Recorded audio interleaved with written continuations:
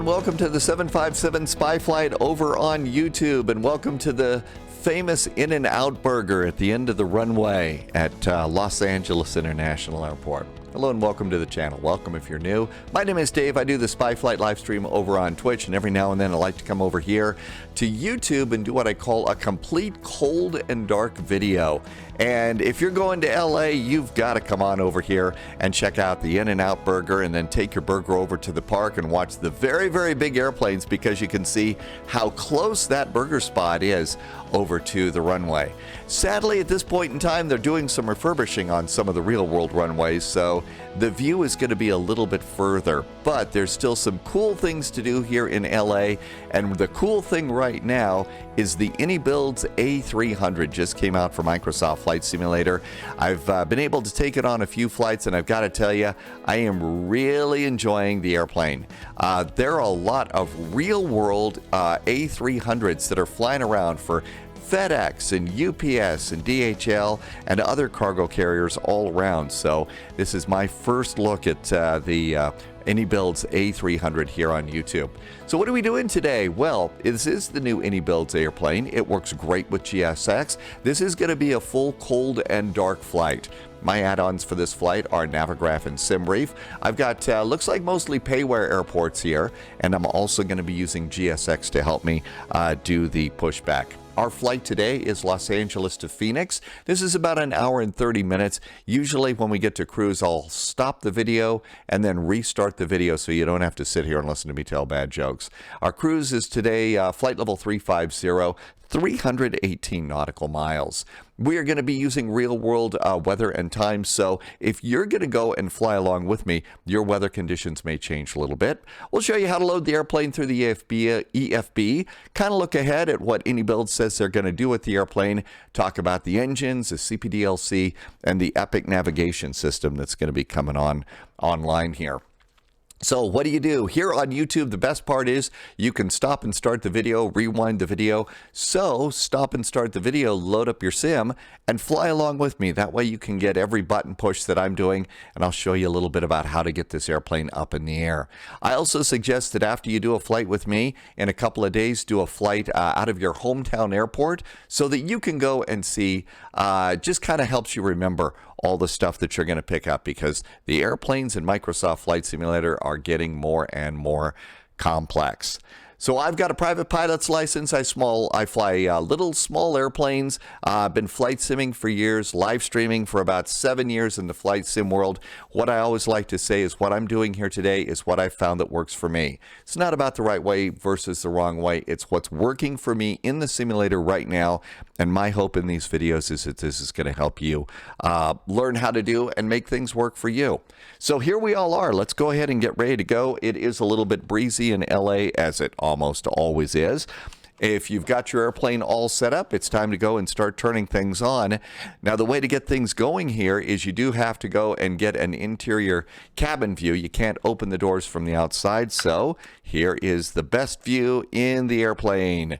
Yep, there's the captain's seat. It's got a great electronic flight bag. That's what EFB stands for. And it gives you your local time and Zulu time right up there at the top. I really like seeing local and Zulu time. I wish more iPads would do that sort of thing.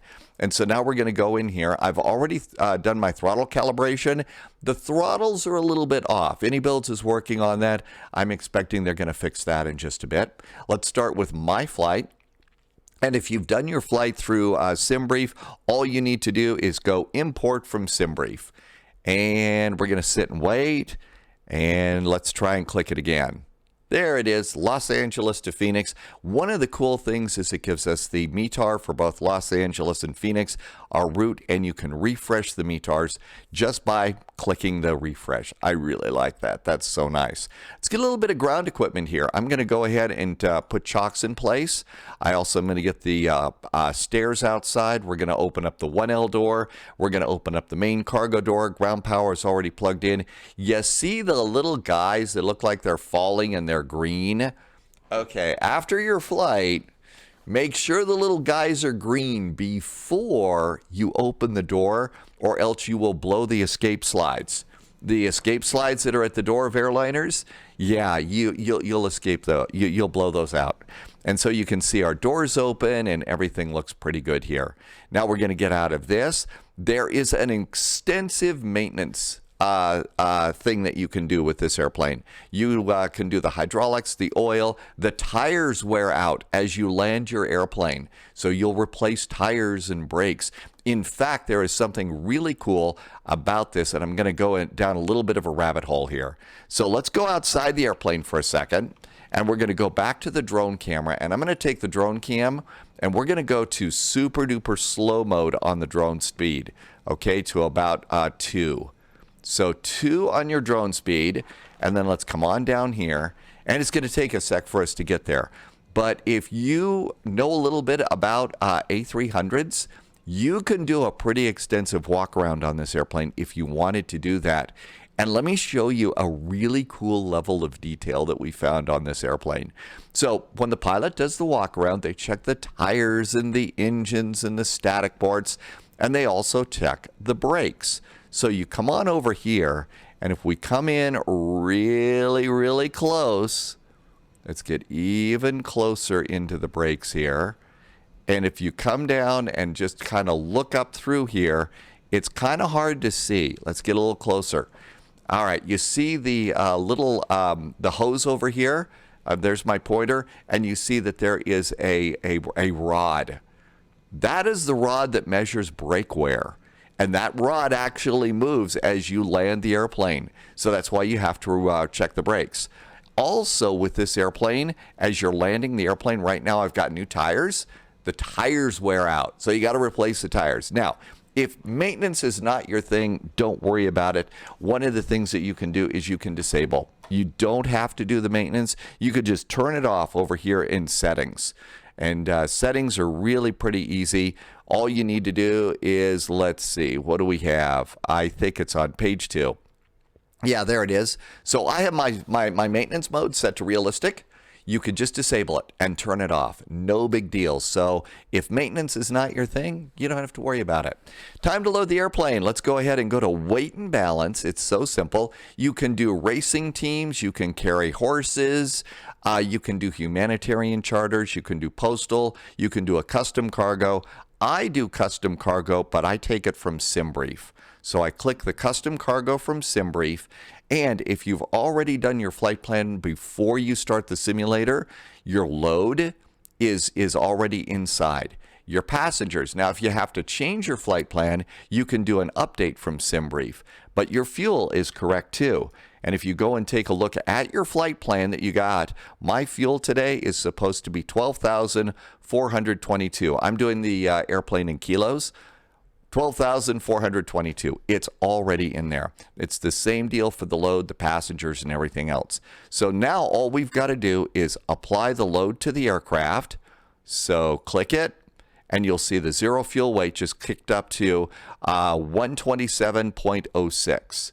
And if we look over here, my zero fuel weight is 127.06. It rounds it up a little bit, but it's spot on. So your numbers are there. And if you take a look up here in the upper right-hand corner, because I have my maintenance and stuff set to realistic, it's going to take about 6 minutes for refueling. So there we go. If you look outside the airplane and look back in, one of the things that you'll see is there's cargo containers already in. Technically, your airplane is all loaded. You can go right now. You can also come down here and say finish now if you don't want to wait for fueling, okay? Let's go turn on the airplane. This is a standard old Airbus, and like any Airbus, the first thing you're going to do is turn on the batteries. Unlike the A320s, there's 3 batteries here. So battery 1, battery 2, and battery 3 all set. Next thing I usually do is I come on down here. I do have external power. I'm going to kick on my external power. There is a galley shed light in here. I'm going to turn that on because even though this airplane does not have a galley, it does have a coffee machine. And if you're a simulator pilot, there is nothing more important than that cup of coffee. And yes, we'll look at the coffee machine as soon as we get up in the air. Okay, so the next things that we're going to do, we're going to come on down here. We're going to go and turn on nav and logo lights. Today is an odd day, so I use nav and logo light system number 1. On even days, I use nav and logo light system number 2. I'm going to come over here. I'm going to turn on my emergency exit lights. And our airplane is slowly coming to life. Let's come on down here. Both FMCs or McDo's or FMSs. I don't know if they called them McDo's yet in the old buses. So you can, they're both independent of each other. So usually I do the, ACARS and CPDLC stuff over on the co-pilot side and the navigation on the pilot side. So we're going to do ACARS. And right now, all you can do is you can request a SIMBRI flight plan. And it's pending, and it's in there. I'm going to go back to menu over here. We're going to slide on over to this side. And our air operations, AOC Air Operations Control route uplink has been done. So we can clear that. The next thing that we're going to do is we're going to check LA to Phoenix. Tucson is my alternate. So let's go ahead and start the alignment. I have my alignments for the IRSs set to normal. So we're going to go and click that over to nav. It's going to go and do the same things that the other Airbus does. Battery operated and then align mode is how that works. Now we got to come on over here and let's see if I can zoom it over here. It usually is a little bit cranky. Let's go over here and we'll do the one over the co-pilot. That's IRS number 2, battery operation and nav. And then the one in the middle, battery operation and nav. You could also come on down here and you could do the fire checks. And the fire checks on this airplane, if you want to check your fire system, kind of zoom down just a bit here. There's 2 buttons. And we're going to zoom down a little bit more. So there's 2 buttons. The first thing for the APU is hit the squib button. Make sure the squib light comes on. And then hold down the button in between the 2. You should get a loop A system light, a loop B system light, and then it's going to beep at you. And you could do the same thing for engine 1 and engine 2. The real pilots, of course, are going to do that. Okay, so now that we've gone and done those, let's come on down here. And it says Align IRS. This is a reminder for you. Don't clear this reminder until you come up and click Align IRS, or else you will forget. And then when it's takeoff time, you look and see, oh, my IRSs aren't aligned. Gee, I wonder what happened. So there you go. Cost index. The cost index is 100. Basically between 65 and 85 seems to be what it is that they're using this airplane for. Although I'm told that DHL uses a cost index of 30 over in Europe. Flight ID, we are a FedEx flight today, so FDX. And this is one of the cool things. So where I live, when I wake up in the morning and it's morning coffee time, I see not 1 but 2 FedEx A300s coming into my hometown airport because it's kind of a mini hub here for smaller airports in the inland Pacific Northwest. And that's the cool thing about that. Okay, so all of this looks really good. If you look up here, you'll see the forward cabin door is not closed. The main deck door is not closed. So what we'll do is come on down here and we'll clear this. And now we should be able to look over and see that the fueling is going on. And you'll even see the fuel tank going up. So there's your fuel, there's the gas gauge. And then it's got to go up to 12.4 before the gas is loaded. So let's go ahead and do our flight plan. Flight plan right now. We are at LA. We're on the south side of the airport, so cargo. And that means we're going to be departing off of runway 25 left. So 25 left is our departure. And, of course, it's all the way at the bottom. Hello, 25 left. Is it right in front of me? 25 left. There we go. Okay, we're going to be doing the DOTS departure here. There are several departures out of LA that you really need to pay attention to your departure altitudes on, because you, if you go through them, you're going to get in the way of arriving aircraft. That's one of the things that VATSIM controllers tell me, ArchNDA for one, and says, hey, really pay attention to those altitudes on your departure. Otherwise, you're getting in the way of arriving aircraft. I also learned that lesson the hard way when I blasted out of London City Airport once. And the London controller got online and said, what are you doing? So those altitudes on the departure chart keep you out of the way of arriving airplanes. We're doing the CNERY transition, so insert. Now on longer flights, I've been not been putting in my arrivals just because runways change. This flight is kind of a shorter flight. So for Phoenix, we are coming in and it looks like 7 right for the moment for our ILS. We are doing the Hydra arrival. So it's Hydra 1. And there is the Hydra 1 arrival. We're doing the blah transition. And if you go over here and look at the stack of charts that I've already got here, coming in on Hydra, so the blah is the Blythe VOR, but blah sounds funny. Okay, and then as we come on in here, we've got 3 choices, Jamil, Foul, and Balti. So for runway 7 right for our arrival, what do we have? We've got Alice, we don't care about Alice, Tessel, Falco, Balti, there is our transition in. So what options do we have here? All we have is the Alice transition.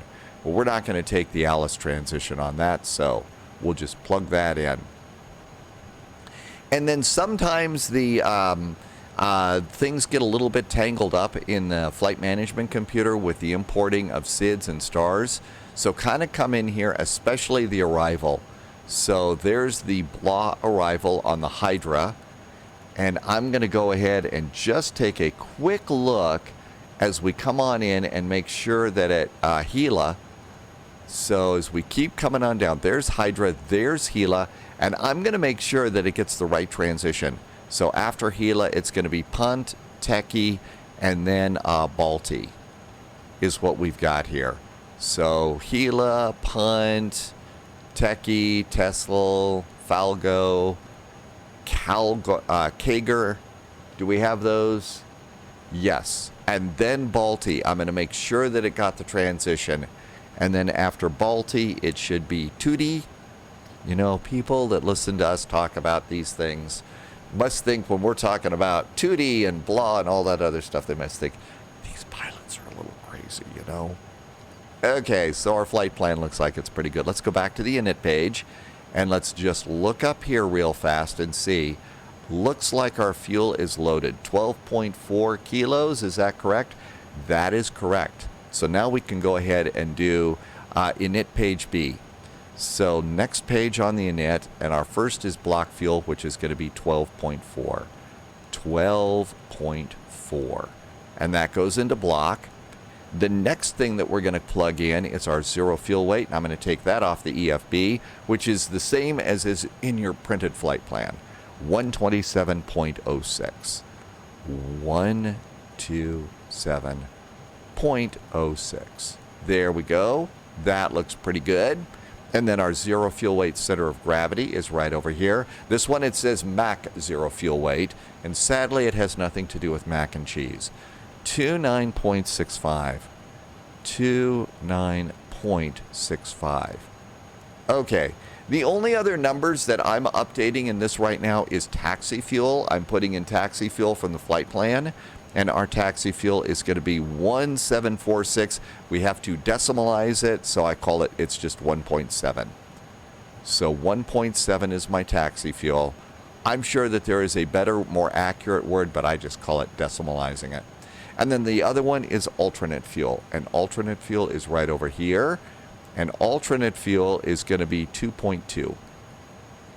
So 2.2. GPS primary is set. So 2.2. And that goes in alternate. And all that looks pretty good. Let's go ahead and get the APU going. So come on up here, and I'm going to turn on one of the fuel pumps. I usually do inner tank pump 2. And that's going to pressurize the fuel system. And then we're going to come down here and turn on the master switch. And the master switch is going to pop up there. And we're going to wait just a little bit. And then we can hit start on the APU. I usually like to give the old planes, when I'm starting up the APU, like to give the old planes just a little bit of time to get everything ready to go on the APU. Some airplanes you have to wait like 10 seconds for the back flap to open and stuff. Okay, nav accuracy is upgraded, so that means we are done with alignment. So now we can come up here. You might have noticed, a lot of people get confused. It took me a while to figure it out. If you look in the autopilot, you notice that there are no numbers for speed, altitude, and heading. They're not going to show up until you turn on these switches here. Pitch trim, yaw dampers, and auto thrust. I think it's ATS auto thrust system. So pitch trim, yaw dampers, and auto thrust. Here's the deal. If your IRSs have not completed with the alignment process, those switches will turn themselves off. Surprise. And then you said, well, wait a minute, what did I do wrong? And that's what it is. And now if you look, you can see we've got the numbers up here. So with all of that, and let's wait and see. Okay, the APU is available now. So we're going to go and see the APU is available. Now, a thing about the electrical system on this airplane. Right now, we've got external power in the plane. Do not turn off external power until the fault light on the APU generator is out. Now, I think that the fault light is not working on this airplane right now because I think it should be on until the APU generator comes online. So that may be, I may be wrong, but I do not turn this thing off because if you do, the whole airplane goes dark. Oh, and by the way, all of your navigation work that you did in the FMC, it's gone too. So, important safety tip. Okay, let's go ahead and go out of here. We're going to go back into ground equipment. We have loaded the airplane, so I'm going to close the big door. I'm also going to turn off ground power. And there goes the big door. You can hear the APU going. The sounds on the airplane are really awesome. There's one thing when you're at cruise, the sounds on the airplane get really, really quiet. But right now, it's pretty cool. I'm really enjoying the sounds that they did. Let's go ahead and close that 1L door. So there goes the passenger door up front. And that's closing up pretty nice. And once that closes, we can come on in here. And I'm going to pull the left stairs. Let's come on down here. I'm going to make sure that my parking brake is set. Parking brake is set. That looks good too. And we can go and get GSX to help us get ready to go. We got a few more things to do, but we're slowly getting ready. Let's come on out here, and I'm just going to leave that, and we'll finish up a few things. First, let's go to My Flight. Refresh.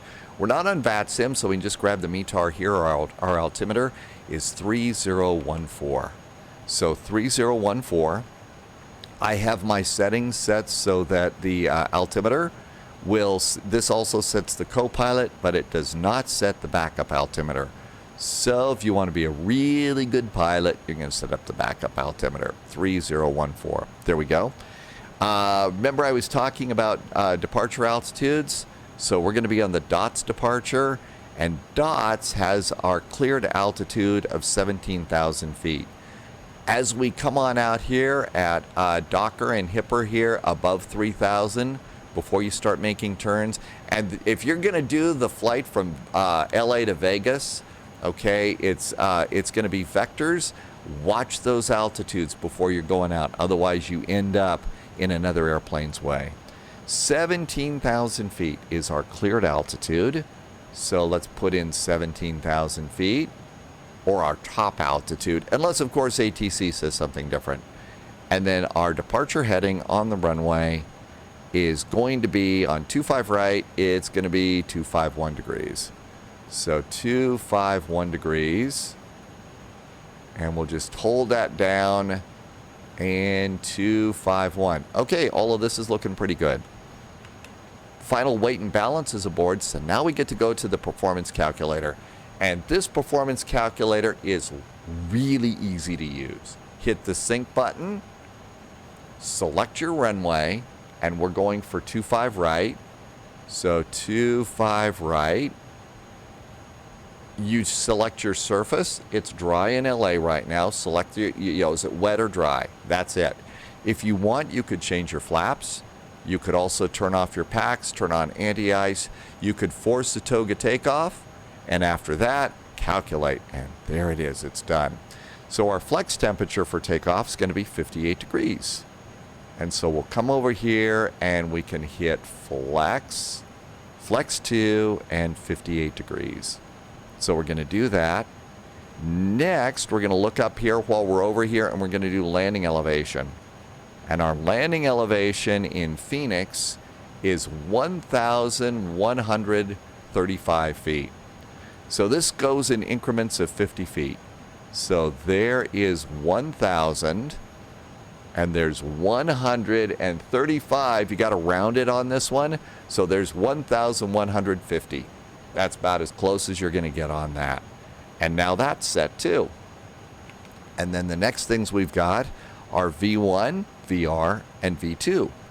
V1 and VR are the same on this flight, so it's 158 knots.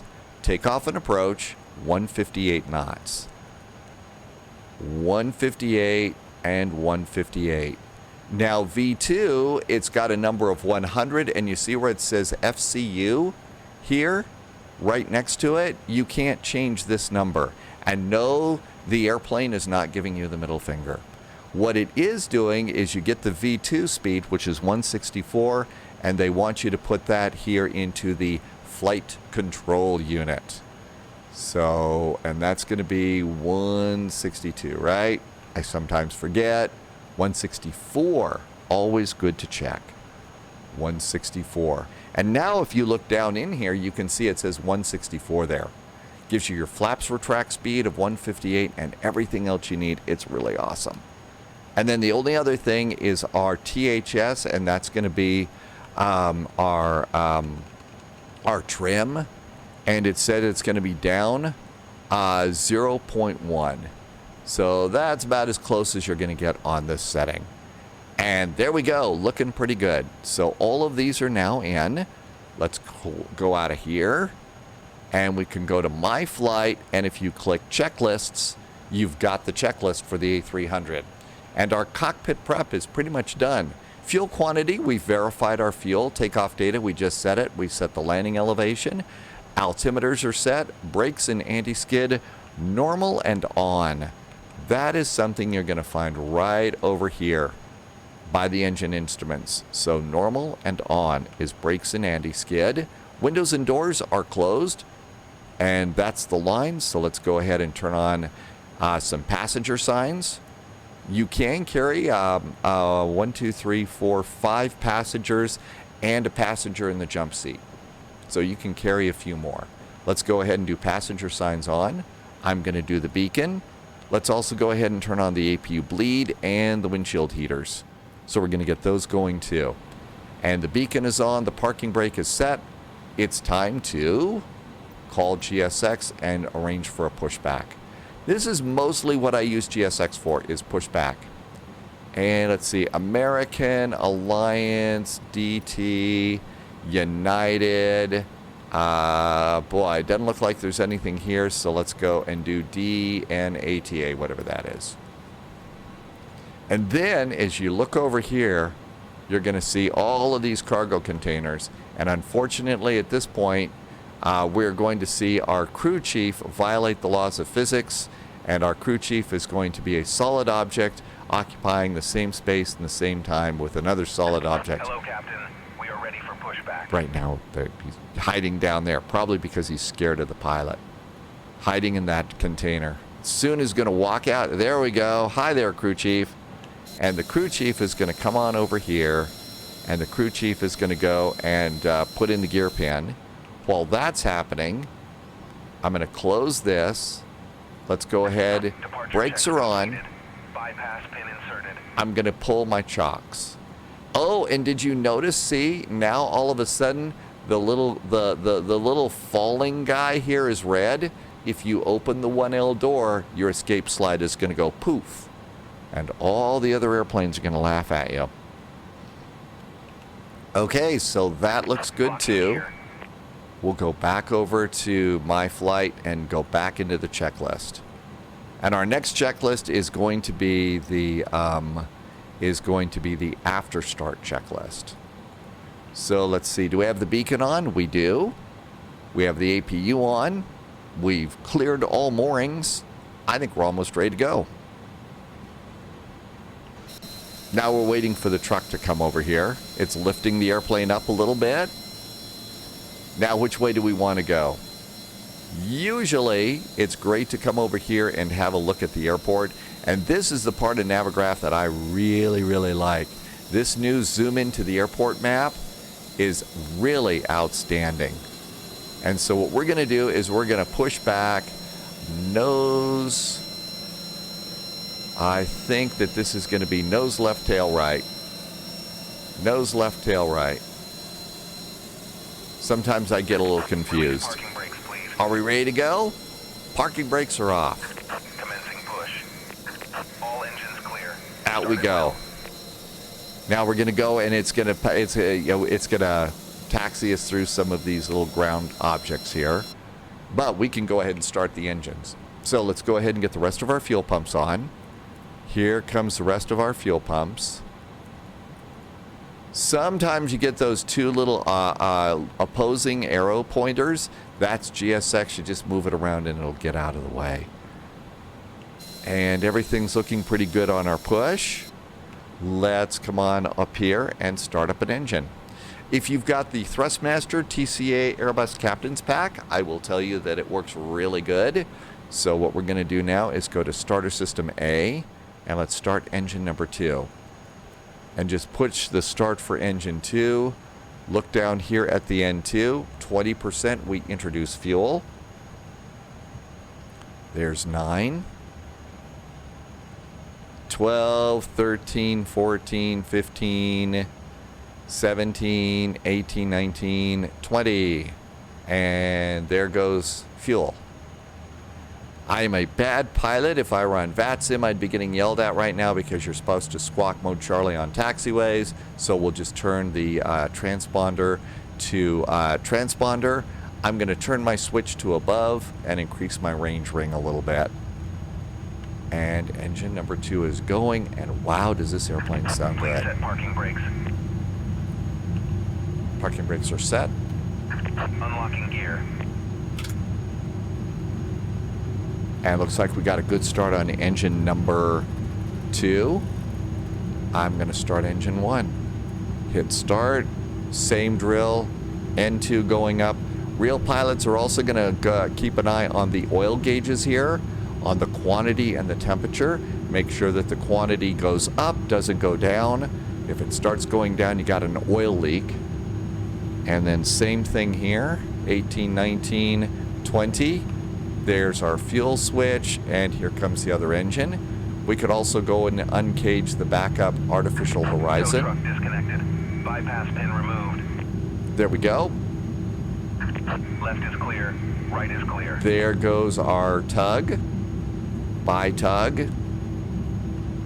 And looks like we're getting a good start on engine number 1.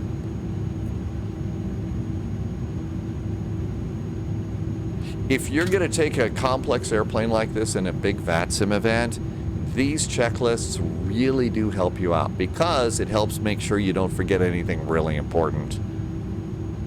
And let's come on over here, and we're waiting for... there is our salute and release from guidance. He just held up the gear pin. Now he's waving. We're going to wave back.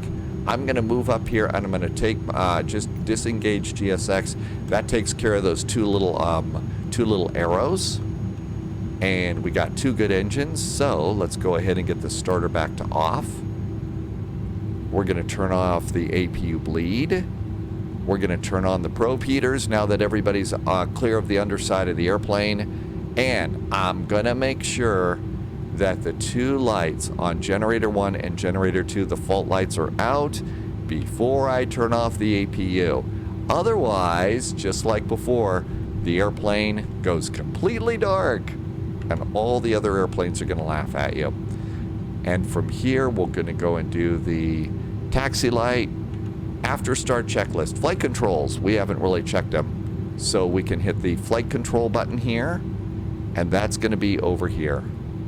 So elevator is all the way down, release, all the way up. I think in Flight Sim, we do these really, really fast. The real airplanes, when they check the movement on ailerons and elevators, it takes a little bit longer to move those than they do here in our airplane. So I probably, maybe if I change my control settings, that would help out a little bit. Maybe it would make it a little more realistic. Okay, so we can go ahead and turn off flight controls. Flight controls are checked and set. Flight instruments are set. The briefing has been done, but poorly. V1, VR, V2, and flex temperature, you confirm those. 158, 158, 162, and we're flexing to 58 degrees. Slats and flaps. So over here, and we're going to go flaps 15 and 15 for takeoff. Takeoff config. So there is a takeoff config button right down here on the co-pilot side. And my view, you need to tilt up the camera a little bit so that it's at the bottom. So I'm going to push the button and look at the left ECAM screen. And it's green. That means that the takeoff config check is good. And that looks great. We've done slats, flaps, ECAM status, anti-ice isn't needed. Trims are set, and we've done the before takeoff checklist too. It's time to go. Parking brakes going off.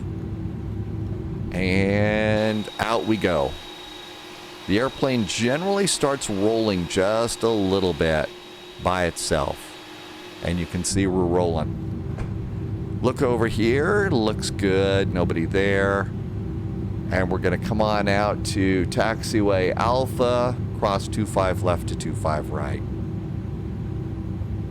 Frame rates on the airplane are, at least on my system, which is probably middle of the road at best these days, frame rates are really pretty good, even here at LA. One of the things that's in my setup is if I even breathe on my rudder pedals right now, that takes control away from the nose wheel tiller. So I've got to figure out some sort of a configuration fix on that one. I'm going to be good. Look over there. Nobody's over there. Look over there. And out we go. I haven't even moved my throttles forward. But as we come on into the, as we taxi in this tight area like this, just general little taxi, this, you see, you stay right on the line. And if you go and look outside and stuff, that's kind of the way these airplanes taxi when they're doing these tight turns, in the ramp area. If you've got a longer taxi, they'll start to pick up a little bit of speed. And slowly turn out. And then the airplane will start to pick up speed. But if you're impatient, you can add just a touch of throttle. Maybe a little more than a touch of throttle. There is a little bit of a problem that people are having with the airplane right now, and that is your throttle idle position right now. The throttle idle position basically starts to put you into reverse thrust. So if we come out here, I'm going to go to idle. And of course, now that I'm doing the video, it's not doing it. But yeah, okay, you can see a little bit of the reverser here on that engine. So that one's starting to go into reverse a bit. So you got to, it doesn't mean too much right now, but it is a little bit of a problem. Okay, let's come on out here. We're going to go to runway 25 right. We essentially own the airport right now. So we can just take off and act like we own the place. You want to be about 10 knots or so when you're taxiing these big jets around a 90-degree turn like this. LA has pretty wide taxiways because they got some really big jets that come out here.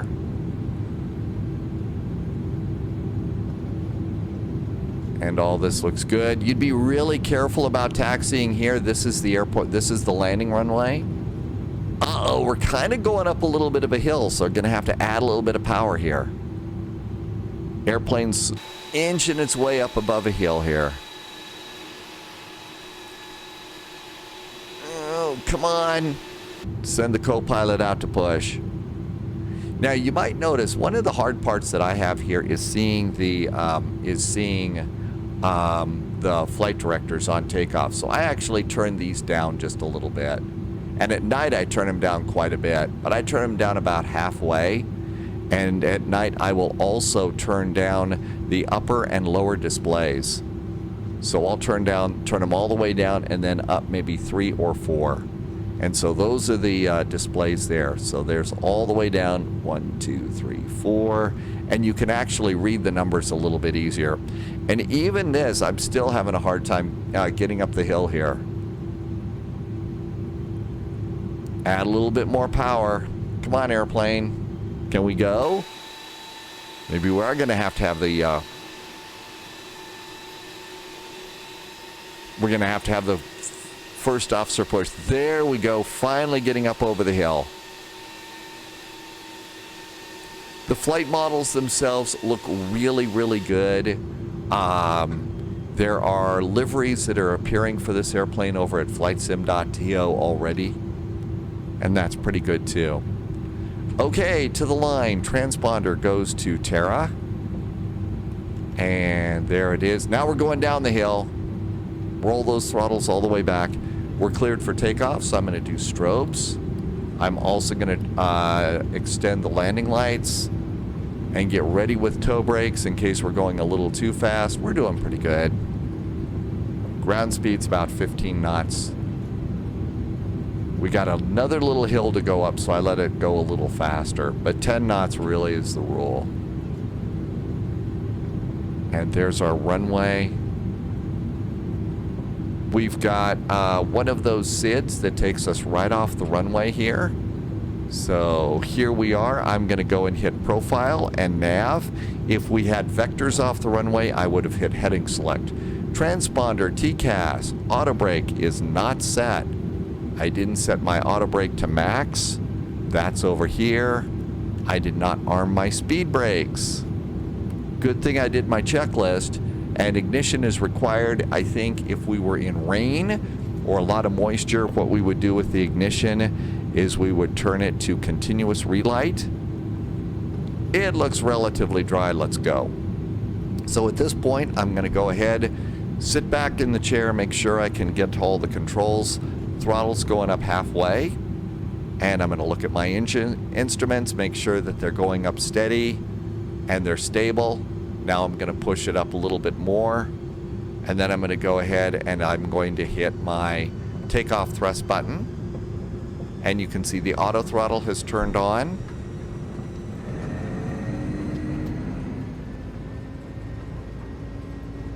Sounds for takeoff are amazing. And it's an Airbus, so we do a 100-knot call out. One of the things I really hope that they'll someday do is give us airspeed callouts for takeoff. There's 100 knots. 120. Here comes our speeds. And here comes V1 and rotate. Up, up, and away time. Positive rate of climb. Gear going up. How's our flight directors? Little bit of a turn here. Cabin altitude. What did I do wrong? Oxygen mask. We've got a problem here. Excess cabin altitude. What did I do there? I did something wrong. Let's come on over here. I'm going to get on the autopilot while we work this out. Okay, cabin altitude, excess cabin altitude. So, let's see. I've got my Paxer on.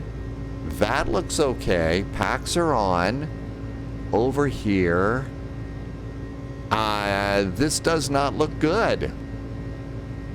So, Paxer on just fine.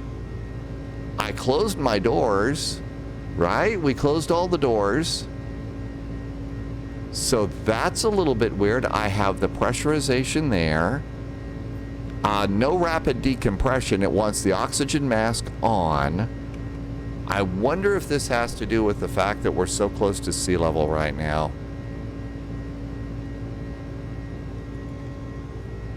There's the pressurization page. What is this? Cabin altitude. So it says it's excessive. I wonder what that is. The safety valve is open and the cabin is descending. let's continue with this. Okay, we're also in the middle of this. We're not following the departure. Get over here and let's do heading hold. Let's do heading hold and get over here. So we need to go to Shafe. I think that's Shafe. Yeah, looks like it. Okay, our altitude appears to still be going down. I'm going to go ahead and just fly. Profile sometimes gets a little bit dodgy, and I've got no clue. Let's go ahead and do flaps 15 and 0. How is the pressurization going?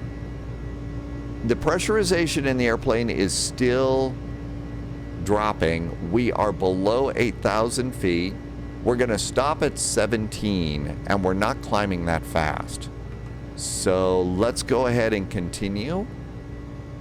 The real pilots, of course, they're going to put on their masks like the checklist says. They're going to check the landing elevation. Our landing elevation is correct. We did that. Descend as required? I don't think so. If rapid decompression, emergency descent, we don't need to do that. So I think everything's good. Let's come on over here and go. We're going direct to PV now. Our cabin altitude is dropping. I got no idea why that happened. Let's go ahead and turn landing gear off. And what's our speed? Speed's pretty good. Let's go flaps up. There's 10,000 feet. I'm going to stop our climb. Let's stop the climb at 11. I'm going to stop it at 11 right now. And let's just see what happens with this pressurization problem. Let's go ahead and get direct to PV. Direct to PV. And insert. There we go. There's an insert. Let's go to nav. Let's see what it does. And we're direct to PV. And that should be good. Constraints, I forgot to turn those on. Okay, what's going on with our emergency here? The cabin altitude continues to drop. So our pressurization doesn't appear to be a big bad problem at the moment. What's this doing? It's dropping our altitude. This was really weird. Never had this before. I'm going to let it stay in normal. I mean, this thing really is way over there. Huge pressure differential. I'm guessing our ears might be popping. Never had this happen before. Surprise! Welcome to the world of flying around. Okay, here is PV. And we're going to continue going on out here. Is it still dropping? It is still dropping. So the cabin altitude is still dropping. Right now, the cabin altitude is 27,000 feet. Okay, that's really, really weird. I'm sure there's got to be a really good reason for it. I don't know what it is. We are in clouds. What's our temperature outside the airplane? Let's see. Let's go ahead and clear the clear this for now, and let's clear pressurization for now. The total air temperature is 5 degrees. I'm going to do a little anti-ice here just in case. That is really strange. Okay, all that looks good. Let's go ahead and put the landing lights up and turn off that nose light. Oh, never actually turned them on. Oh, I did. Maybe I did. How are we doing? Let's go back to the pressurization page. And it's still dropping our altitude a little bit. Don't know what that is. Over on the maintenance page, let's see if there's anything that's weird in maintenance that I forgot. I can replace tires, brakes, I can service the APU or the engines, I can service hydraulics, I can open some maintenance panels, I can stow the rat. I don't see anything in here that has to do with performance, with pressurization. I'm going to guess it has something to do with maybe it's a bad air quality day in LA. I don't know. Let's continue with this and see what happens. We're supposed to be above 15,000 feet at dots. I'm going to go ahead and let it go to 15,000 feet. And let's see, we're above 10,000 feet. Let's go up to 290. We're probably getting in the way of everybody. If we were on VATSIM, 290 and level change. Let's go to 15 and stay there at dots. That way we're at our proper altitude. And let's see what happens. There is 25,000. It's still trying to go down. Vent overboard. I almost think I want to vent overboard. I don't know if there's a way to do that up here. I've never done this. So let's see. Auto pressure, manual pressure. I don't think I want to mess with that because I don't know what I'm doing. Haven't had this happen before. But these are the kinds of things that will happen to you. And so if we were on VATSIM, let's, the decision, do we go back? Real pilots are going back. Real pilots are going back right now. We're going to go ahead and continue with the flight for the video and see what happens. Okay, pressurization, it's dropped to 24,000.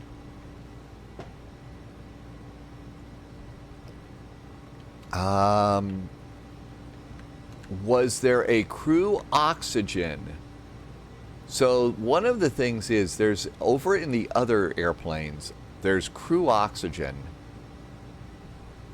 There's low pressure supply. All of our oxygen levels are normal. So there's no problem. The other airplanes you would actually turn, this button is always off. I don't think that I haven't been turning it on previous flights. I don't think we care about the compartment temperatures. I don't think that the packs are a problem. Okay, there's 15,000 feet. We're at 23, so that red cabin altitude is dropping. There's 15,000 feet. And we're going to stay above 15,000 feet at dots. And we're 290 knots. That's probably pretty good at the moment. We're still in icing range. Engine anti-ice is on. How about if we get a little more speed so that we can get to Phoenix? We're carrying an emergency supply of Wilson volleyballs. I think that Tom Hanks is aboard too, so we have to watch out that we don't end up as a castaway. I just reset my heading bug there. Okay, it's dropped down to 22,000 feet. So what do you say? Let's continue. Let's climb and maintain flight level 220 and see what happens. Profile. Let's see if we pass out. And there's that climb. I'm turning up the level of these just a bit. This continues to drop, so I don't know if the airplane's going to burst apart at any moment. The total air temperature is no longer in the icing zone. We've still got a couple of clouds out there. It's 6 degrees outside. Let's leave the anti-ice on. I don't think that there's a huge penalty for us being safe like that. No real constraints. I'm going to go and bring the map out a little bit more. All that looks good. The only real constraint is 15,000 at dots. We've met that. I'm going to go back to 60 miles, 30 miles, and turn on airports. There's 16,000 feet. And I'm starting to see this is moving a little bit. The difference is moving now. The cabin is continuing to descend.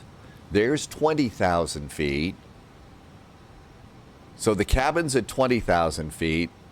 I'm guessing that means we would have our oxygen masks on right now. As long as the coffee maker works, right? Here's 17,000 feet.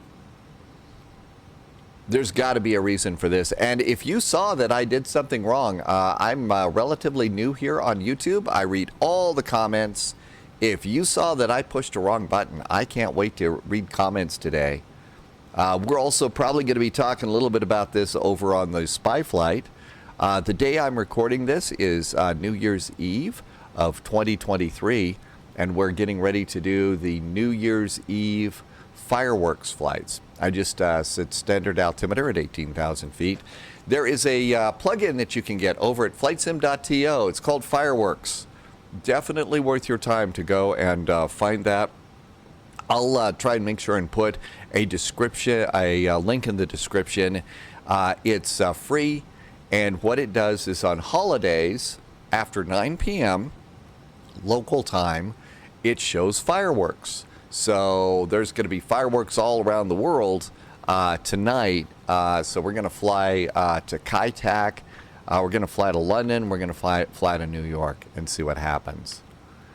Okay, we are now pressurized down to 19,000 feet. So the cabin is descending. The big thing to worry about is if we climb too high. Okay, now the safety valve has closed and the vent overboard has changed. So something automatic has popped in here. Again, I don't know if that's the right thing to do. Well, if we start dropping out of the sky like a rock, I have no idea what that was. Looks like we're kind of clear of some clouds here. I'm going to go ahead and do anti-ice off. Okay, let's just kind of go up and down here and see. Electrics. Flight recorder, I haven't done anything with that. Pitch feel, rudder. Hydraulic all looks good. Hydraulic levels are groovy. Let's see. Over here, there's nothing flashing. This is one of those panels that if the light is flashing, there's a problem. If the light is out, then there's no problem. Fuel is all behaving normally. Over on pressurization, probe heaters are on, window heaters are on, cargo smoke detectors are off. The vent, it says inboard now, but that's the avionics. There's ground cooling, cargo valve, cockpit door is unlocked. The oxygen levels are all in the green zone, although these are dropping just a touch. I wonder if I need to go if there's an oxygen replenishment thing. I didn't see one. Hot air, that's off right now because I'm, on YouTube, and so I supply all the hot air we're ever going to need. I don't know. I have no idea what this is. So after takeoff checklist, slats and flaps, landing gear, packs, and altimeters. Landing gear, important. Make sure you take the landing gear and put it into neutral. Cabin continues to descend. So I'm going to kind of just leave us here. We're at 22,000 and change. Maybe we'll just stay here. Let's see. We're at about 325 knots at the moment. Maybe we'll just stay. Our ground speed's 475. I'm sure we're going to be using a little bit of extra fuel. Fuel prediction. Estimated fuel on board says 7.1.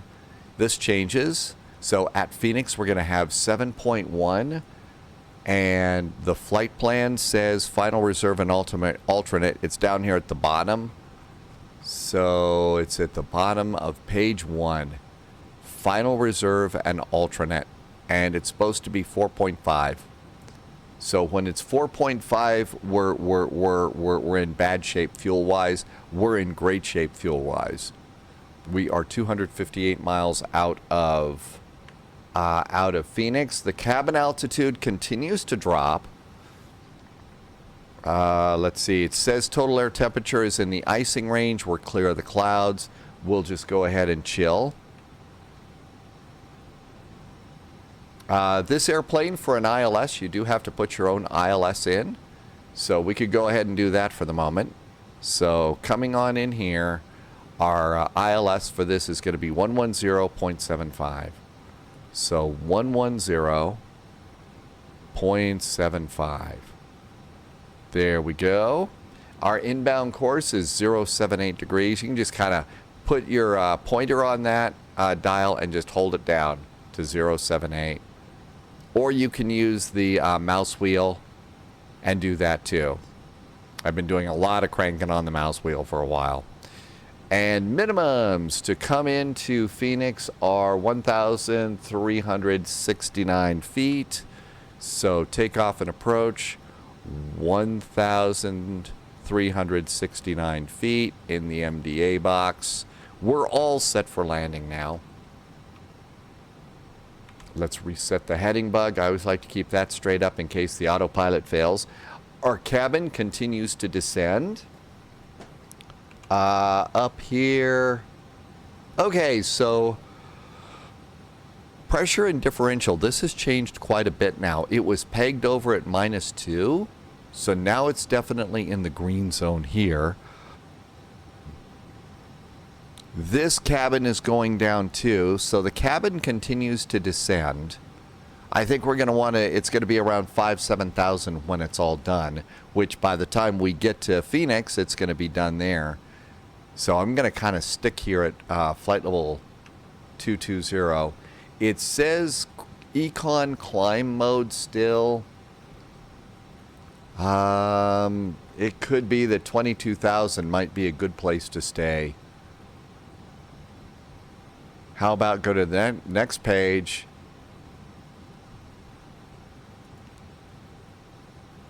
Oh, I think you have to go to init and change your cruise altitude. Flight level, let's just stay at flight level 220. We're going to waste a little bit of fuel. There we go, flight level 220. Now we're in econ cruise mode. We're probably going to lose fuel throughout the flight, but right now I think we're going to be just fine. We've got progress is 234 miles to top of descent. Let's come on over here, hit FMS.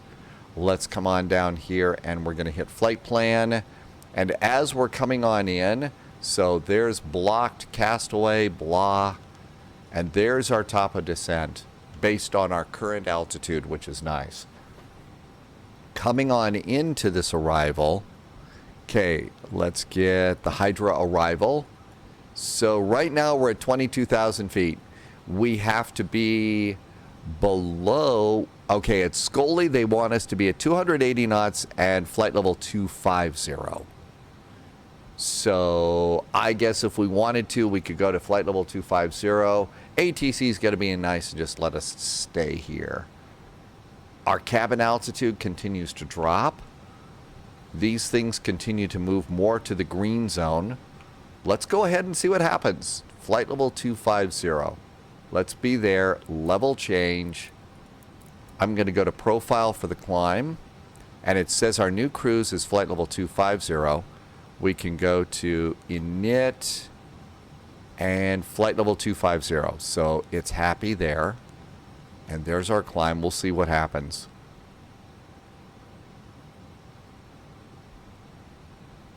And that's going to change our top of descent, but that puts us at flight level 250 at Scully. We have to be at 280 knots. Now, here's another thing about the airplane. Right now, the profile stuff and sometimes the top of descent is a little dodgy.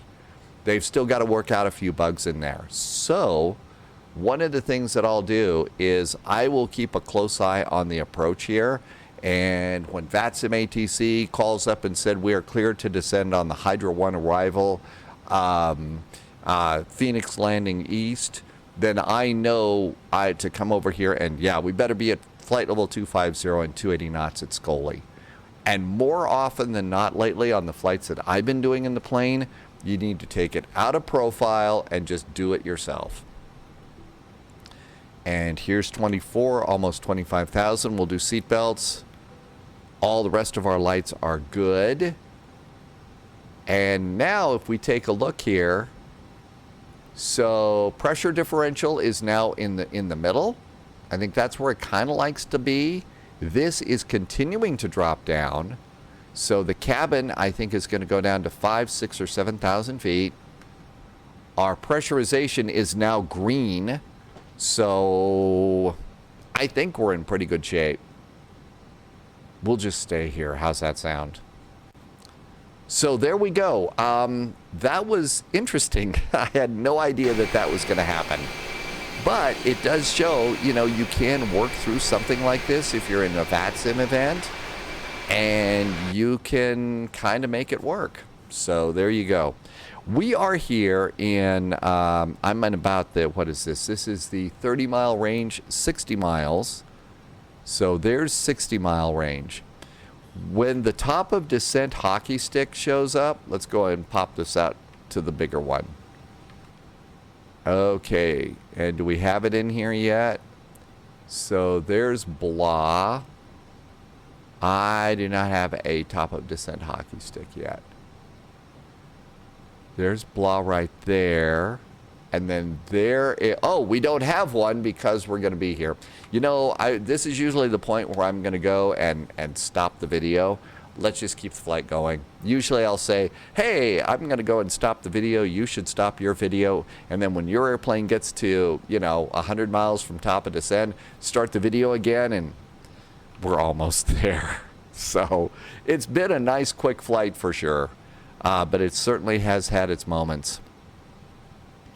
So let's see. Nothing else to really worry about over here on charts. Let's see. We're right where we're supposed to. Here's some areas that we have to avoid. That's why we're doing this little turn here. And it's going to keep us out of the restricted areas just fine. If we were on VATSIM, we would still be talking to LA Center, and then it'd be Albuquerque Center. Usually when I'm getting to this point, I'll go and hit the edit button. And when I know I'm not going back to LA, I'll take the LA charts out of there, so I just have my arrival charts. If we were on VATSIM, VATSIM would probably be landing on 7 right and runway 8. I would also have the ILS approach chart for runway 8 in here, because those controllers can sometimes be a little bit sneaky and put you over on another runway. So there we go. And now if you take a look, so here we all are, and there is Scully, and there is a top of descent hockey stick. So that's all right with the world. But you really can go and work through a problem, and if you just kind of say, hey, we're fine, it'll sometimes work itself out. I still don't know. I do have some manuals for this airplane, so one of the things I'm going to be doing is taking a look at the manual and see what could have caused this. So there's 5,900. You can see our cabin altitude is slowly dropping still. And you can see it's dropping now down to 5.9. Now we've got to worry about the fact, is it going to go in the other way? That could be an interesting prospect. Let's see if that thing finally stops, or it just keeps dropping. I hope not. I would think that it would pressurize the airplane to about 5,000, 6,000, 7,000 feet. If it keeps dropping, the emergency probably hasn't stopped. And this says 25.2 because I also need to reset this altimeter. There we go, 2992. That looks good. Okay, here's our turn over to blah. Cabin altitude continues to drop. I've never really paid attention to the cabin pressurization on this airplane, really, so I have no idea what it's going to pressurize us to. But we don't appear to be dying. There's no, no headache. Our cargo doesn't seem to be complaining very much. We are 80 miles from Scully. After Scully, our next altitude is going to be above flight level 240 at Splink, and then below flight level 220 at Cerna. So we'll do flight level 220 after Spink. And that'll put us below that. We've got a hard altitude, 15,000 at Hydra. And then at the end of all of this, At Falgo, it's 6,210 knots. So we're all set with those. And I generally kind of manage this down because, again, profile is a little dodgy on occasion. What's our cabin altitude? Okay, now it's our cabin pressure is now down to 3,000, but vertical speed is now changing. So now our vertical speed is starting to go up a little bit. And this seems to be slowing down. And I guess that probably this is going to go and put us in the normal range, and then all of this drama is going to stop. So let's see if this number zeroes itself out. And this number kind of... Okay, now it seems to be stopping at 2,000. It's slowed down quite a bit. And here's the climb and descend. You can see that this is now changed to...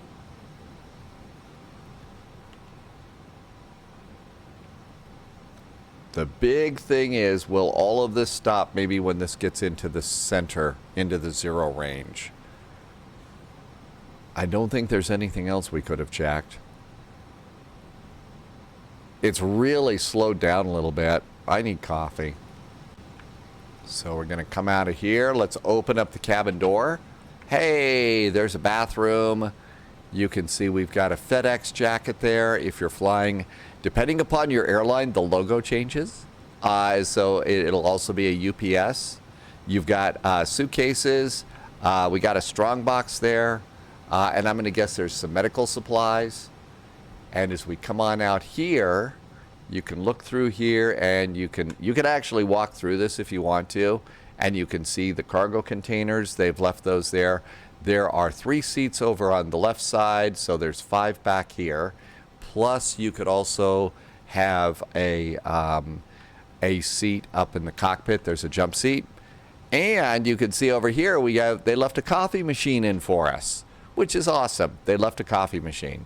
So we have coffee over there. I think that's nice too. Okay, this number is slowly stopping. That's at 70. That's stopping at 2,600. It really is slowing down. So my guess is emergency is over. These are all in the normal. Watch, the plane will burst apart any second now, right? Okay, what do we got here? There is, we're coming up on Scully and Spink. Let's go ahead and we're going to switch to constraints now. And it does show them here. So that's a nice reference. I'm going to go now to 60 miles and 280 knots and 250. So at this point in time, it's on profile. I'm probably going to take it off of profile. So I'm going to heading select, altitude hold, and the next thing that I'm going to do is I'm going to go and do my speed to 280 and maintain the altitude.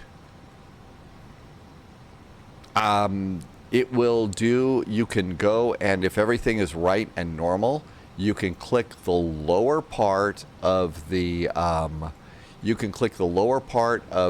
altitude select dial here, and you can see it changed my arrow to a down arrow.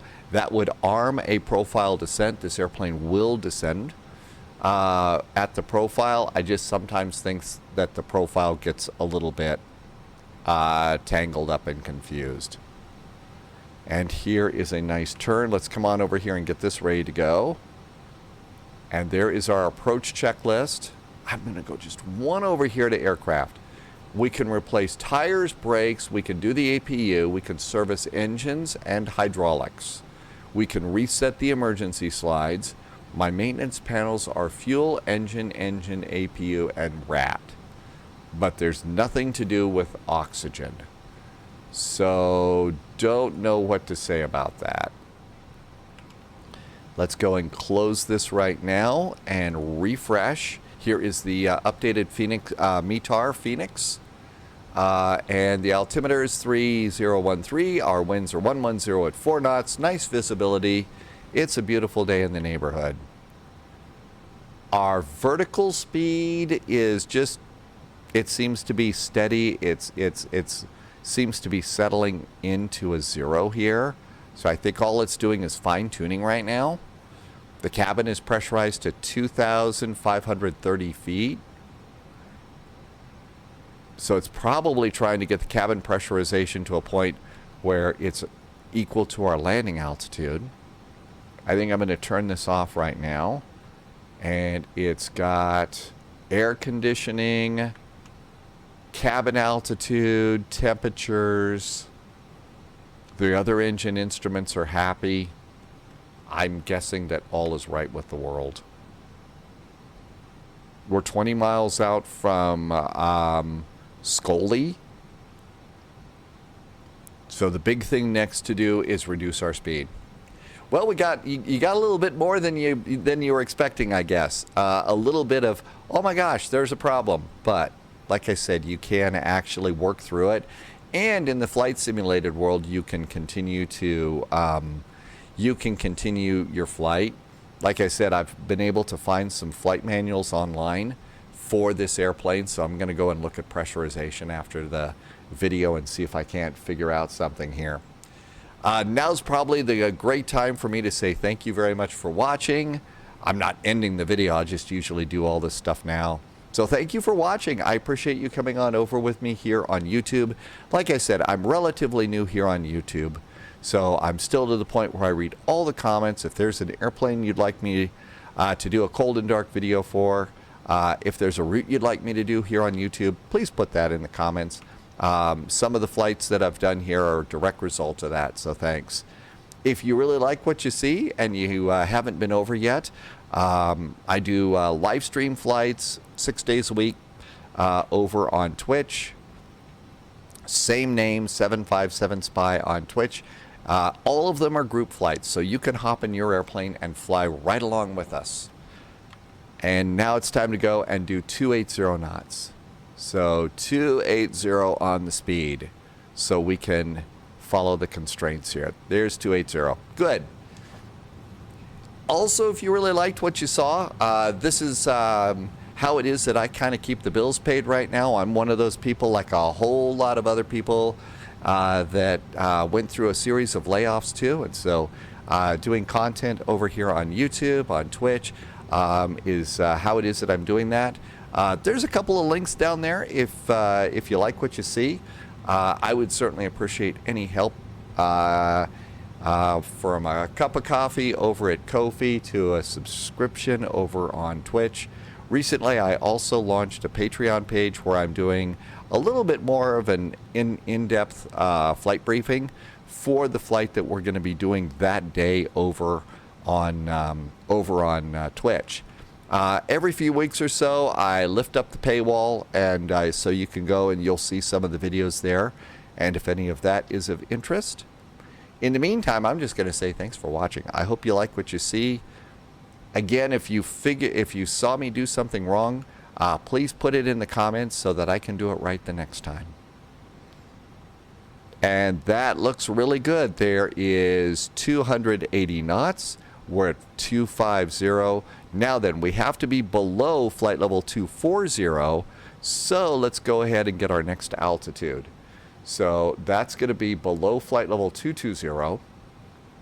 And our next hard base altitude is 15,000 feet. We don't want to go below 15,000 feet. So I'm going to go put in 15,000 feet. Let's just do level change. It's easy. And down we go. So at Splink, we've got 2 miles to get below flight level 240. We do have a little bit of vertical deviation here. And usually I try and keep that centered too, but I've noticed that that's sometimes off. And we are passing over Splink, and I'm about 500 feet too high. Shh, don't tell anybody. The altitude police are going to come get me. The airplane, I've been doing a lot of cargo flights with this for no other reason than the A300s that are flying in the world today. The vast majority of them are doing cargo flights. Like I mentioned, I see 2 FedEx A300s coming into my hometown airport every morning. So it's really kind of cool, and getting to fly airplanes that are actually in the real world is one of those things that I really enjoy doing. So another airplane that I've really gotten into is the Embraer, the E170, 175, 190, and 195. Those are fun airplanes too, and those are airplanes that are in use all over the world. So I really do try and spend my time. Historic airplanes are fun, and I like to do that, but mostly it's what's flying right now, which is kind of a, at least for me, kind of a fun thing to do. I've also forgotten to go over here, and on the altimeter, you go and you take the switch here from above. For cruise, you put it in the neutral or normal mode, and then for descent, you move it to below. And TCAS, watching out for other airplanes, is right here. I'm on a 12-mile range here, and it's below. So we're all set for that. And let's see, let's go over here. We've got the METAR, it's 3013. So we can come over here. We're closing in on that. So how about 3013 on the backup altimeter? That way, if I forget, I can see it there because I want to come over here to checklists. Approach, landing, after landing are all set. And this looks good. It shows us a little bit below our descent path. We do have to slow down to 265 knots at Hydra. So we're going to have a little bit of a slowdown in here.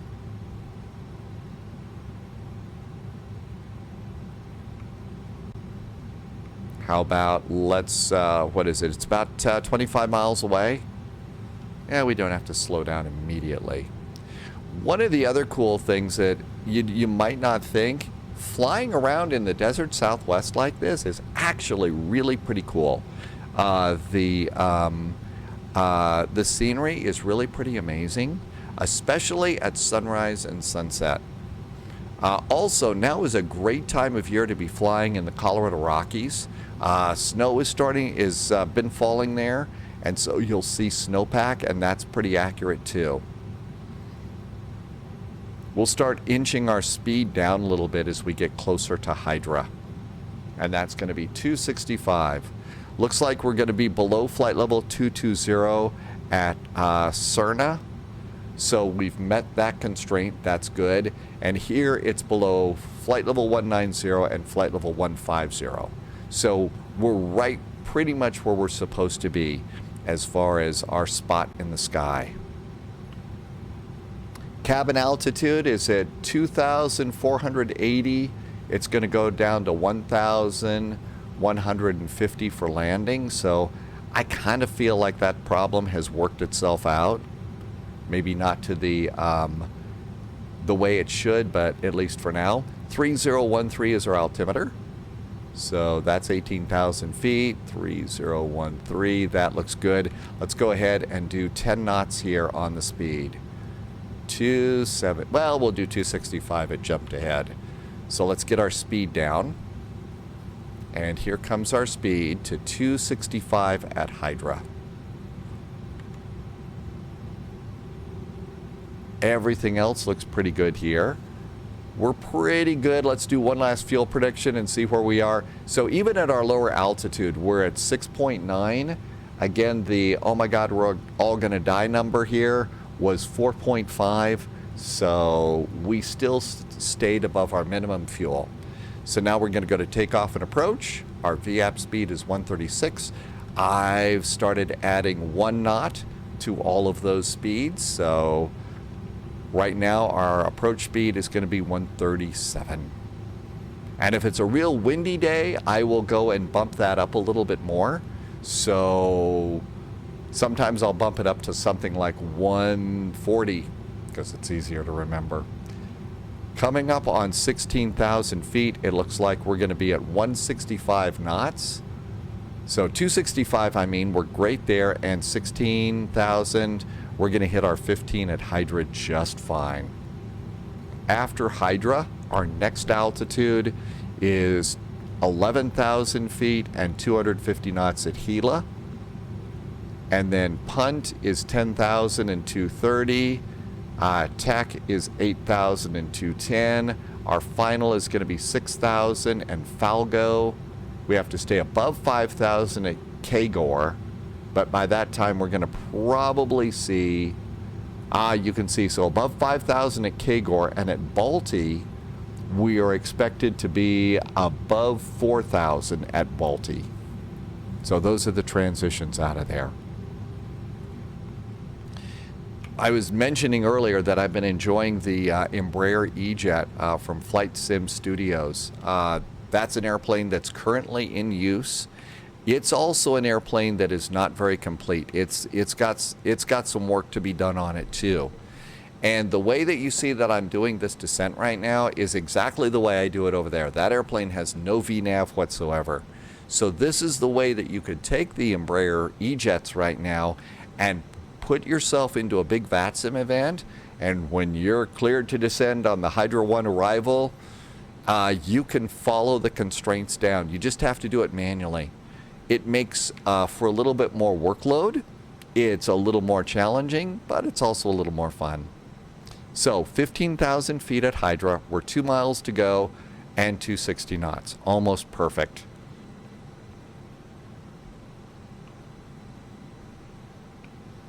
Over on the approach checklist, we could do passenger signs on. I usually do that at about 25,000 feet. Briefing, whatever. ECAM status, well, it's pretty clear right now.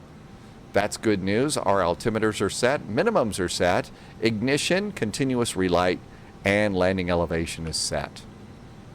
We'll do that at about, I usually do my continuous relight ignition settings on Airbuses and Boeings when I'm doing landing lights.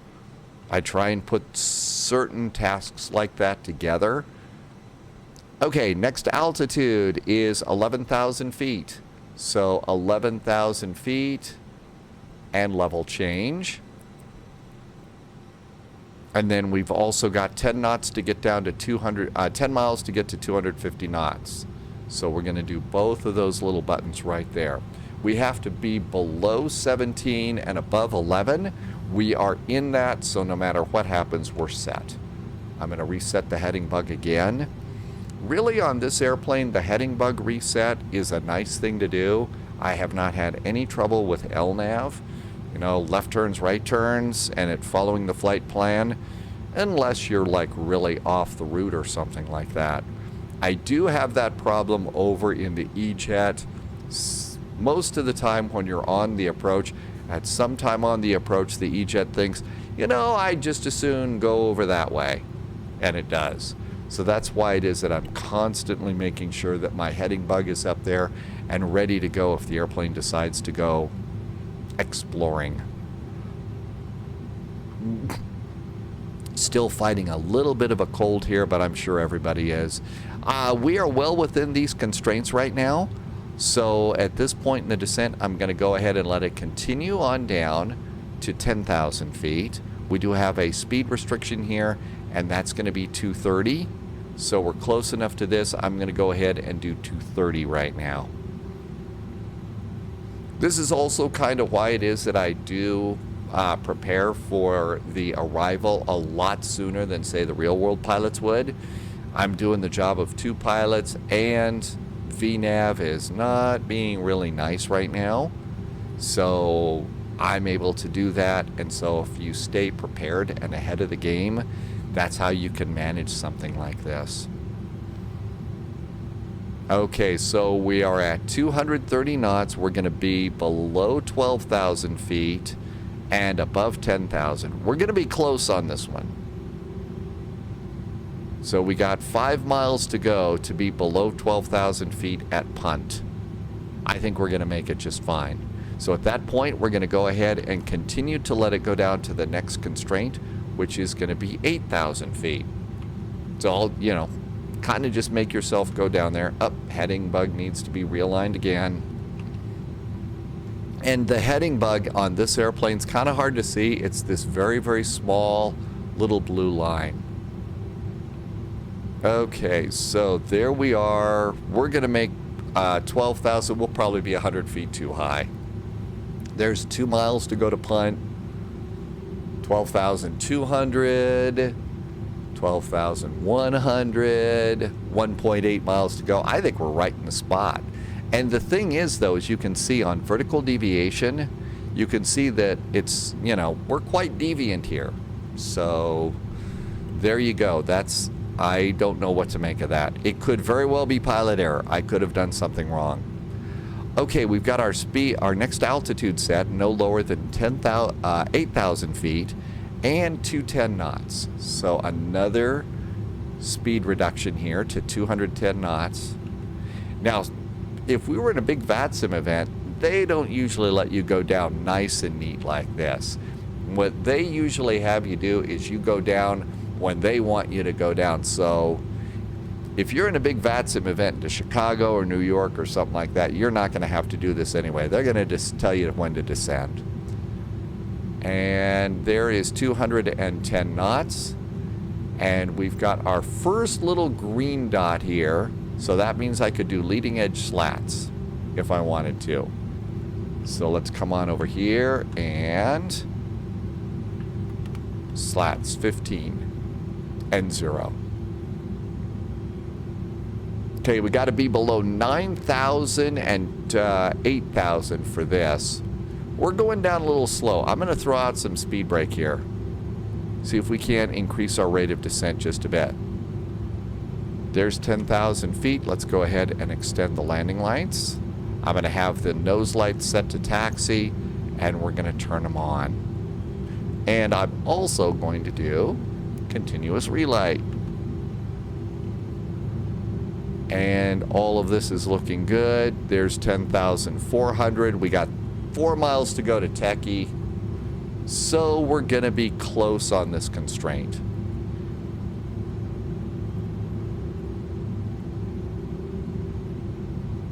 Okay, we're going down to 8,000. We're going to be well within that one. So our next one is at Tesla, and that's 7,000 feet. And that's a hard altitude. So they expect you to be at Tesla. So we're at 210 knots and at 7,000 feet. So we're doing relatively good here. I think we're going to be pretty close on that. So there's Techie. And we're 9,000. So we're just a slight bit high. But you can see vertical deviation shows us is really off that. Let's go ahead, and I think we're done with speed brakes. Let's get ready to land. Oh, wait a minute. I'm doing that with gear now. That one was being a little bratty. Okay, Tesla is, we're going to be a touch high. Our speed is still good. It's 210 until. So I'm going to be about 1,000 feet too high at Tesla. Let's go and do 6,000 for Falgo, because I don't think we're going to make that. Let's also go to, that looks good too. We've already set up the ILS. We're going to turn it on now. And we're going to turn on the one for the co-pilot. There we go. And here is our turn. Look at Phoenix, looking pretty nice today. The forecast is mostly sunny, dusty, and warm with a chance of tumbleweeds and rattlesnakes. And looks like 210 knots. We're a little high at Tesla. We're going to be at 6,000 at Falgo. That's just fine. Our next altitude we can go down is going to be 5,000 and above, 4,000 and above at Balti, and 3,000 at Tootie. Again, non-pilots sitting back there saying, well, what are we supposed to be at Tootie? You know, you just, you've got to, some people must think we're nuts. We are 18 miles from the airport. This is about the time when ATC is going to get online and say, FedEx 441, 18 miles, cleared for the ILS, runway 7 right, maintain 3,000 feet until established, and then also this is the time when they're usually going to start saying 180 knots until 5 miles DME. So we'll start slowing it down just a little bit here. So 180 knots is our next speed. And they usually will do that pretty regularly now. It always is about 180 knots or so. Sometimes if you're bunched up a little bit, it's 170, but that's usually what we got. We are also within 15 miles. The button for getting help with the landing is the land button. I'm going to click the land button now, and that's going to set us up on the glide slope and the localizer. There is the letter S. That means I can go ahead and do flaps 15 and 15. Let's also go ahead and do landing gear. Gear going down. Here comes our landing gear. By the way, in this airplane, if you get a chance to do the walk around on the airplane like we were talking about earlier, there is so much detail that they put into this airplane. Definitely suggest it for sure. And let's see, the airplane, we have not grabbed the glide slope. We have not grabbed the glide slope at all. It passed us by. So, in fact, glide slope, localizer is green, glide slope is still armed. So, we haven't got it yet. Let's see if it grabs the glide slope. You can tell it's armed because it's in blue. Stuff that's in blue is armed. And Phoenix looks nice. There's 10-mile finals. Our speed for landing, 136 plus 1, 137. Now is a good time to gently sit back in your gamer chair. If you've got rudder pedals, gently put your feet on the rudder pedals. I've also got physical throttles, the Thrustmaster TCA Airbus throttles. So I'm going to move that down to the middle detent so that we can take over from the auto throttle. And now you can see glide slope is green. So it finally caught on, and now we've got glide slope and localizer managing our descent. And looks like we're about it says 8 miles. Usually what I will do is I use this as a guide because I can see it better from sitting back. So when I see the edge of the runway touch 5 miles, that's usually when I'll go and set my final landing speed. Everything else looks good. Landing checklist. Landing gear is down. Auto brakes are set. Anti-skid is checked. Slats and flaps are almost set. Spoilers are not armed. Why I like those checklists. And auto brakes are not set. I've noticed that sometimes I'll set the auto brakes early and then put the gear down and then they reset.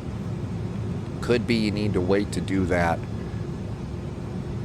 And then the last thing I'll sometimes do is hit the range button and reduce my range to 6 miles. I got the airport, I got the runway. There's 5 miles DME, 137 for landing. And there's 137. And flaps, 30 and 30. That's leading edge slats up front and flaps in the back. Hello, downtown Phoenix.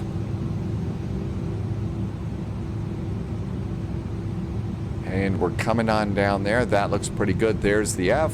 Flaps are full. Gently sit back here. And when everything is set, gear down 3 green, speed brakes, auto brakes, and maybe if we're on VATSIM, I've got the ground control frequency or the next one set, then I'll go ahead and do AP off.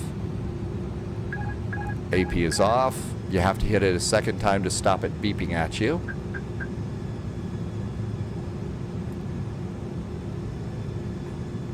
This airplane does not respond like the A319, 20, and 21. You're going to have a little bit more of a move. You have to move the yoke around a lot more. 200.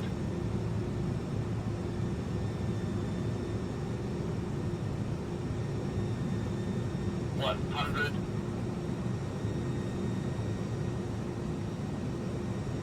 50. 40. 30. 20.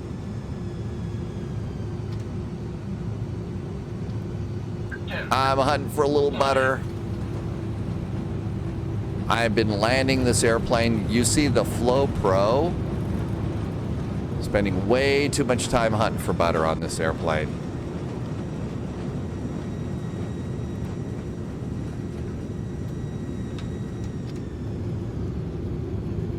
Welcome to Phoenix. So the other plugin that I guess I have is Flow Pro. That gave me a landing rate. My landing rates on this airplane have been wickedly high from the other Airbuses. I don't know if that means that I'm just really bad at landing, which is very possible, but also maybe it's got something to do with they need to do a little bit of work.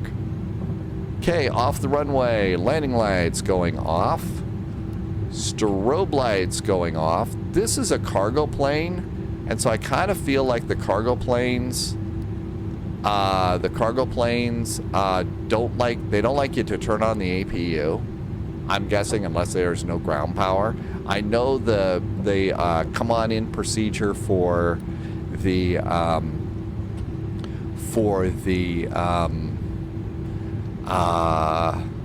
MD-11 is to turn off the wing engines and wait till ground power is plugged in, and then you turn off the engine in the tail. After landing checklist, slats and flaps are retracted. Transponder is going to go to just plain transponder. Weather radio is off, spoilers are disarmed, and it does say start the APU. So we can go ahead and I guess we'll do the APU. I don't know what the procedure is for the cargo liners with these. I would imagine it's plug it into ground power and save the gas. Okay, we're coming on into the cargo zone here. And over here, there is FedEx Cargo.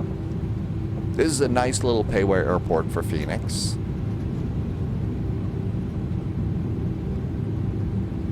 And a nice day to fly in Phoenix.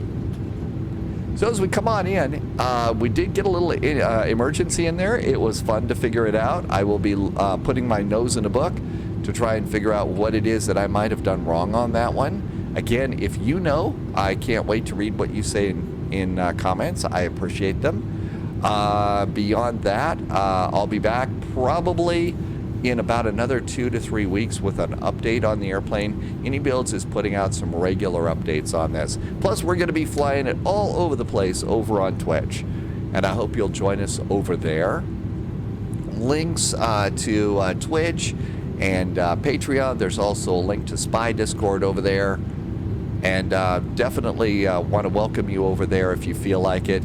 If you're new to flight simming, it's a great place to go because in the middle of the live stream, if you're new and you've got questions, that's not one of those things to worry about. Questions are great over there. There's a lot of new stuff in Flight Simulator and a lot of new people, and it's a great place to go to figure out how to do it all. Now you can also see my reversers are slightly out. So I just nudged my throttles forward a bit. And park. I don't know which one we're supposed to be on. Parking brakes are going on. While we're down here, we're going to go ahead and stop squawking. Looking up here, I'm going to look and see, is my APU available? It is. Engine number 1, engine number 2 is going to go off.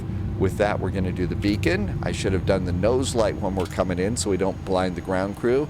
Seat belts can go off too.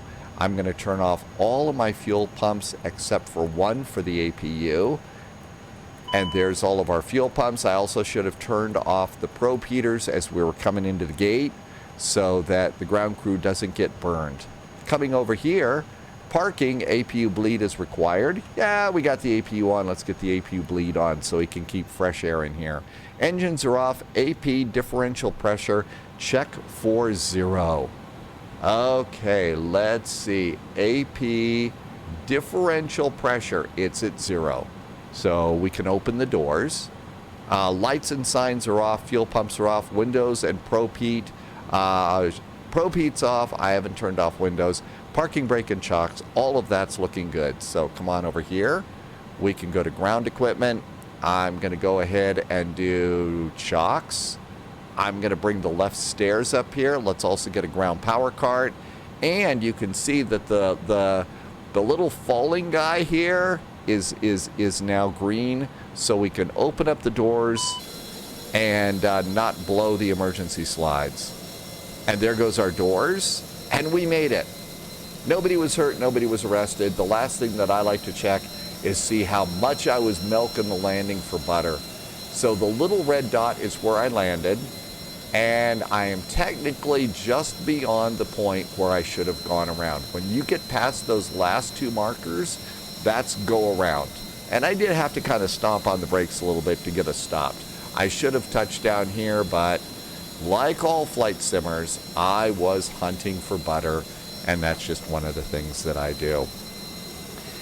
So thank you for flying along. I hope you found this a little bit useful. This is a great new airplane. It is exciting because it's an airplane that is in actual use today. It's flying cargo all around the world, and I think that that's probably going to be a fun. It's relatively new cargo operations. You know, general aviation and airline operations are big, but I think this door, along with the MD-80 from TFDI, is going to open some really cool cargo doors. And then, you know, when PMDG comes out with 777, there's going to be a cargo airliner for that too, so that's going to be pretty awesome. Again, I always like to say this is not about the exact right way versus the exact wrong way. This is simply what works for me, and I really hope that it's working for you too. I hope you enjoyed the flight. I hope you'll come back and join me here on YouTube, and come say hi over on Twitch. In the meantime, this is the point where I'm going to say thank you so much for watching. As always, stay healthy, stay safe, and I'll look forward to seeing you in the friendly sim skies. Cheers.